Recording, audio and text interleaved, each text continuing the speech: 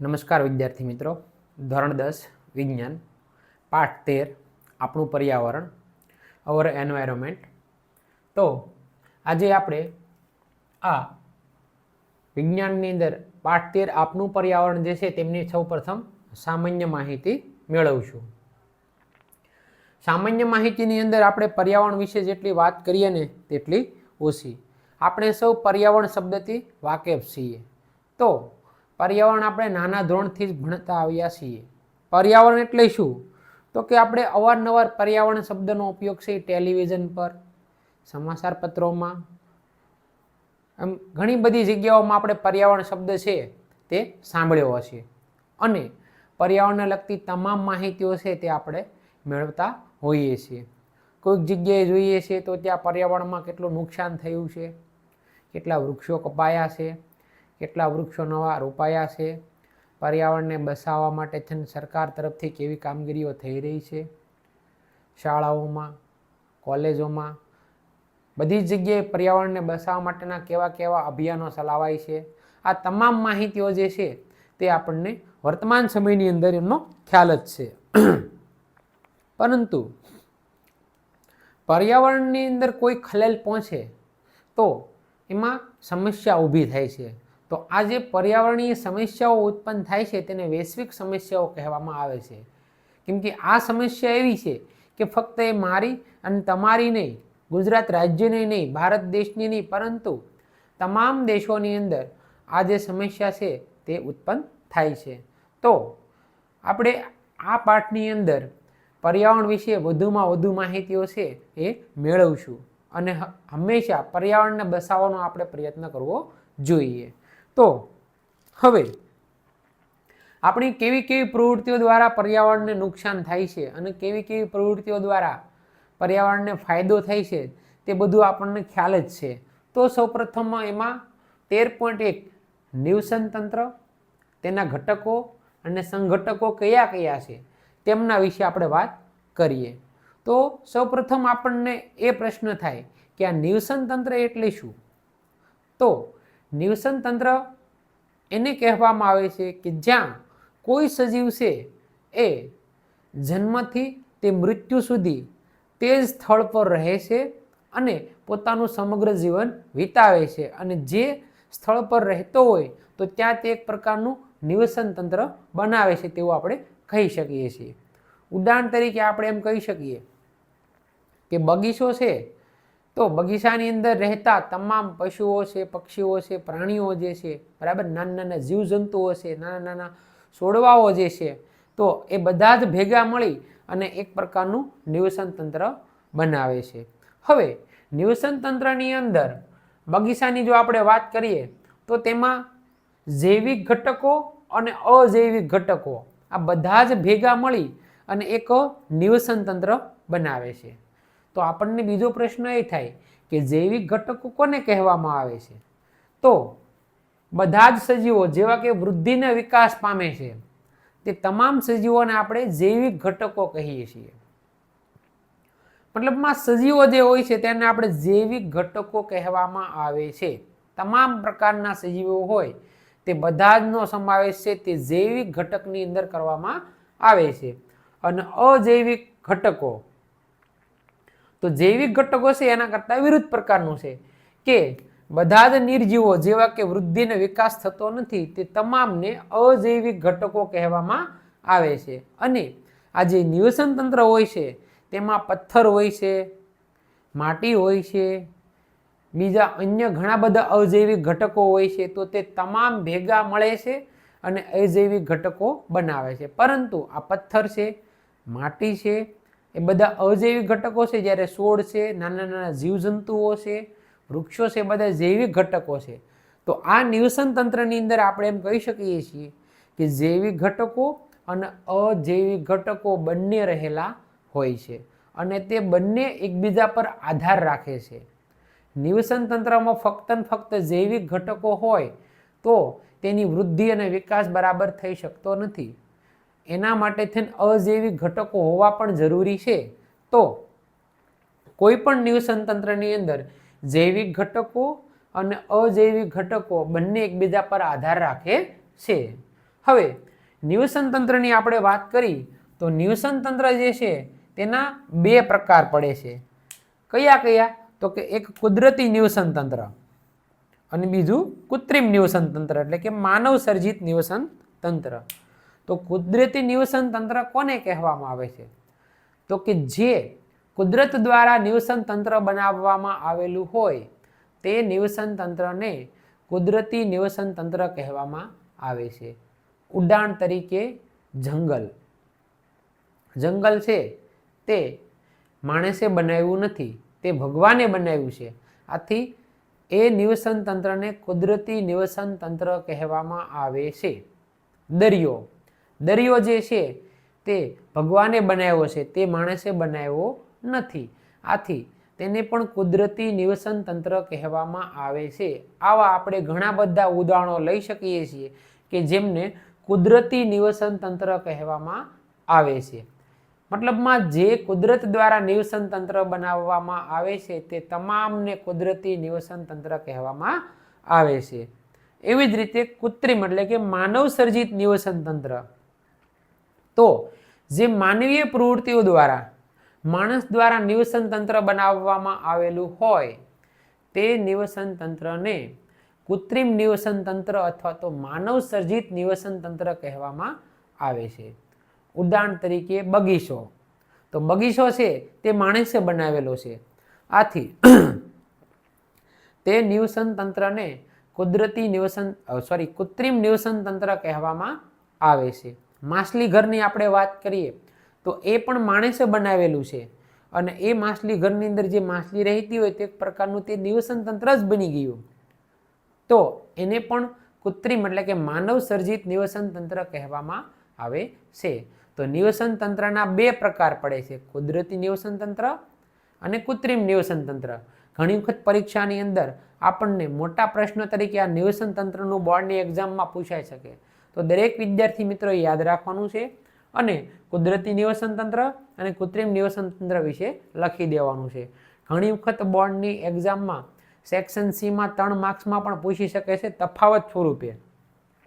તો પણ આપણે કુદરતી નિવસન તંત્ર અને કૃત્રિમ નિવસન તંત્ર બંનેનું આપણે લખી દેવાનું રહેશે અને ખૂબ સહેલા છે.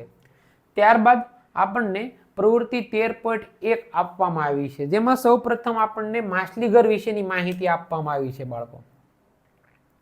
તો સૌપ્રથમ માછલીઘર વિશેની આપણે સામાન્ય સમજૂતી મેળવીએ. તો માછલીઘર જે છે બરાબર, તેની અંદર વિવિધ પ્રકારની માછલીઓ હોય છે અને કાચની અંદર તેને રાખવામાં આવે છે અને એમાં દ્રાવ્ય ઓક્સિજન માછલીને મળી રહે એનું પણ આપણે ધ્યાન રાખીએ છીએ.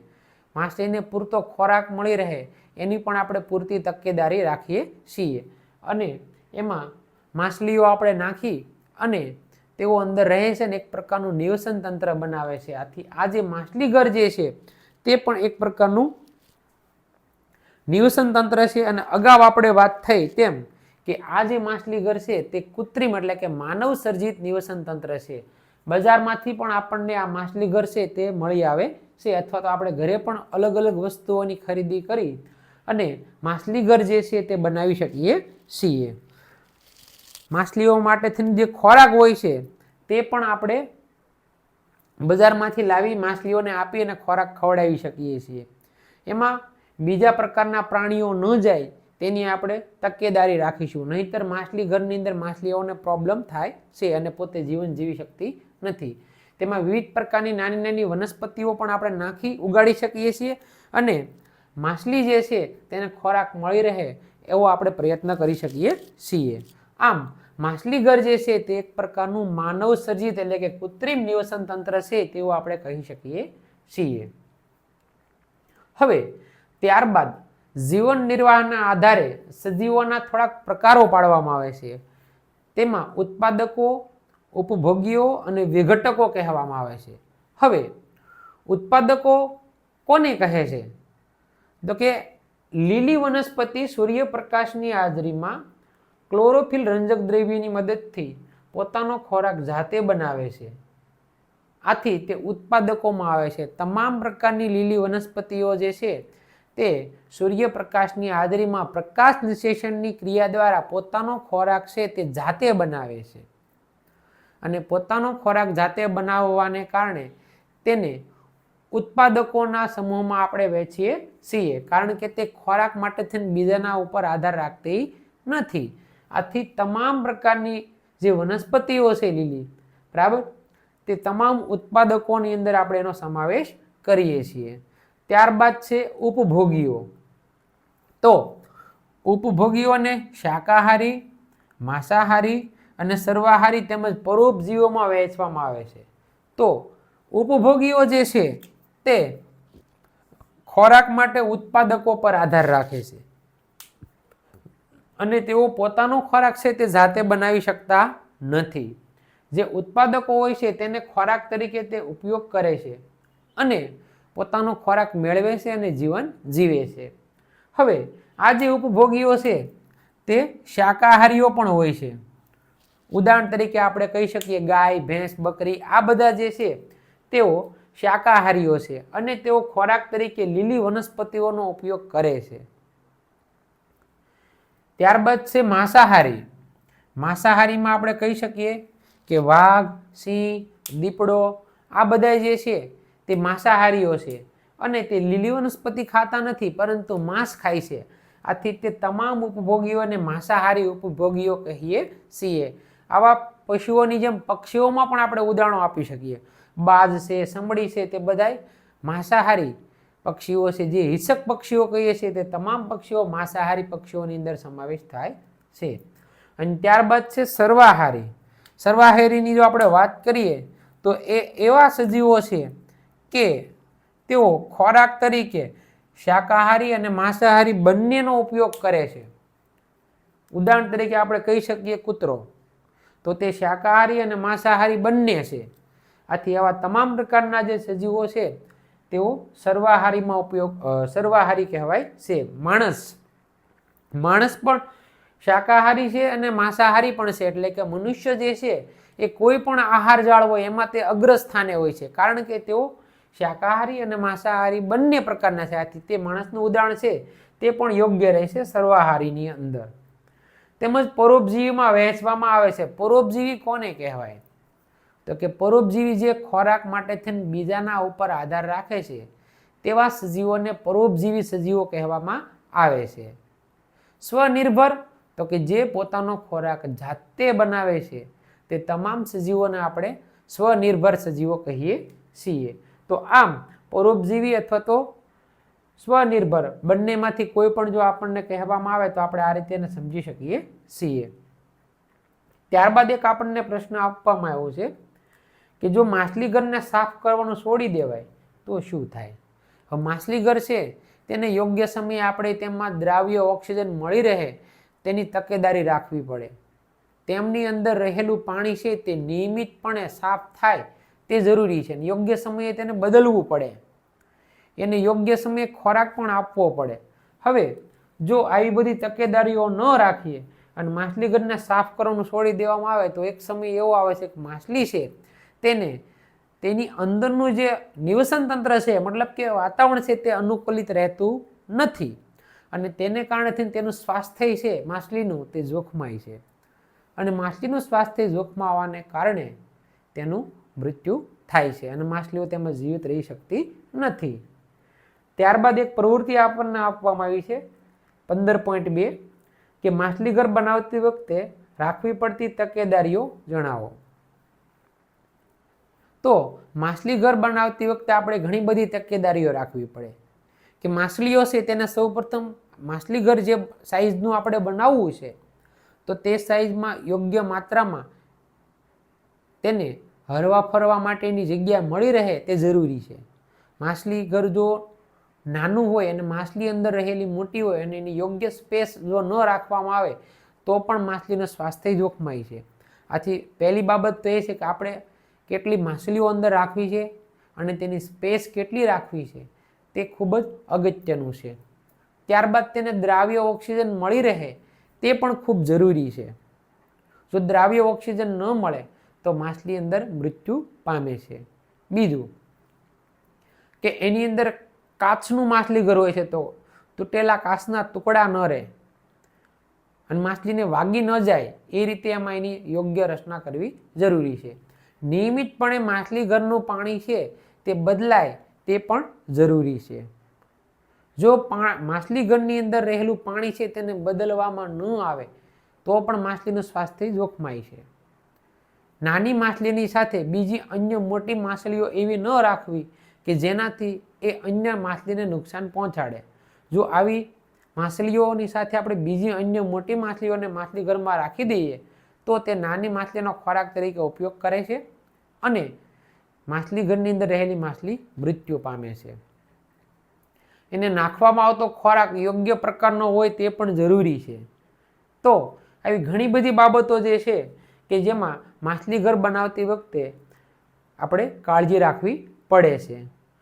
ત્યારબાદ અહીં આપણે જળચર જીવોની એક આહાર જાળ છેલ્લે પ્રવૃત્તિ છે 13.2 એની અંદર આપણને એક પ્રવૃત્તિ છેલ્લી આપણને આપવામાં આવી છે અને એ પ્રવૃત્તિ જે છે એમાં આપણને કીધું છે કે એક આહાર જાળ બનાવો. બરાબર. તો આહાર જાળની અંદર આપણે આહાર જાળ એટલે શું તેનું ટૂંકમાં તમને સમજૂતી આપી દો કે એક સજીવ પોતાનું જીવન જીવવા માટે બીજા સજીવનો ખોરાક તરીકે ઉપયોગ કરે છે અને પોતાનું અસ્તિત્વ ટકાવી રાખે છે. તો એવી જ રીતે એ સજીવનો પણ ખોરાક તરીકે કોઈ અન્ય સજીવ ઉપયોગ કરતા હોય અને પોતાનું અસ્તિત્વ ટકાવી રાખતા હોય દુનિયાની અંદર. તો આવી રીતે આમ એક સજીવ પર બીજો સજીવ, બીજા સજીવ પર ત્રીજો સજીવ, ત્રીજા સજીવ પર ચોથો સજીવ, આ રીતના એક પ્રકારનું તબક્કાઓ હોય છે અને તબક્કા વાઇઝ એક સજીવ બીજા સજીવ પર ખોરાક તરીકે નિર્ભર હોય છે અને આ જે બને છે તેની એક પ્રકારની આહાર જાળ અથવા તો આહાર શૃંખલા કહેવામાં આવે છે. તો અહીં આપણને એક જળચર સજીવોની આહાર શૃંખલા પૂછવામાં આવી છે. તો જળની અંદર આપણે જોઈએ છે કે ઘણી બધી લીલી વનસ્પતિઓ નાની નાની હોય છે જેને આપણે ઉત્પાદકો કહીએ છીએ, જેઓ પોતે સ્વનિર્ભર છે, ખોરાક માટે બીજા પર આધાર રાખતી નથી તેવી તમામ લીલી વનસ્પતિઓ નાની નાની હોય છે તેને આપણે લીલી વનસ્પતિઓ કહીએ છીએ અને તેનો ખોરાક તરીકે નાની માછલી ઉપયોગ કરે છે. તો આ પ્રથમ સ્તર, નાની માછલી ખોરાક તરીકે લીલી વનસ્પતિનો ઉપયોગ કરે છે એટલે બીજું સ્તર, અને નાની માછલીનો ખોરાક તરીકે ઉપયોગ મોટી માછલી કરે છે તો એ એક ત્રીજું સ્તર બનાવે છે. તો આમ આપણે જળચર જીવોની આહાર જાળ છે એ 3 તબક્કાની આ રીતે બનાવી શકીએ છીએ. આવી જ રીતે ભૂછર એટલે કે જમીન પરની આહાર કડી જે છે, આહાર જાળ છે એ પણ આપણે બનાવી શકીએ છીએ, જે આપણે નેક્સ્ટ લેક્ચરની અંદર એનો અભ્યાસ કરીશું. તો દરેક વિદ્યાર્થી મિત્રો આનો એક ફટાફટ સ્ક્રીનશોટ લઈ લો.